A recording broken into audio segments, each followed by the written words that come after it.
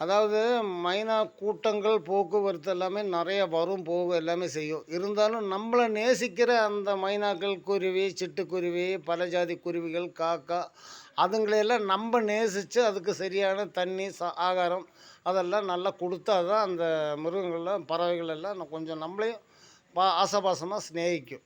அதனால தான் நான் காக்காவுக்கு, குருவிக்கு தண்ணி வச்சு சாப்பாடு குடுத்து எல்லா காரியம் கரெக்ட்டா பார்த்துட்டு வர்றேன். அதே மாதிரி அந்த காக்கா, குருவி பார்க்குற அளவுக்கு நமக்கு காக்கா, குருவிங்க நல்ல ஒரு ஆசாபாசத்தோட நடக்கவும் செய்யுது. பல விஷயங்கள் நமக்கு கொண்டு வந்து சேர்த்தவும் செய்யுது. அதேபோல் நானும் அதுங்கள பராமரிக்கிறதில எப்பவுமே விட்டு குடுக்கறதில்ல. மழை, வெயில் எல்லாம் வரும்போது மழைக்காலம் வரும்போது மழைக்கு தகுந்த மாரி நடந்துக்குவேன். வெயில் காலம் வரும்போது வெயிலுக்கு தகுந்த மாரி நடந்துக்குவேன்.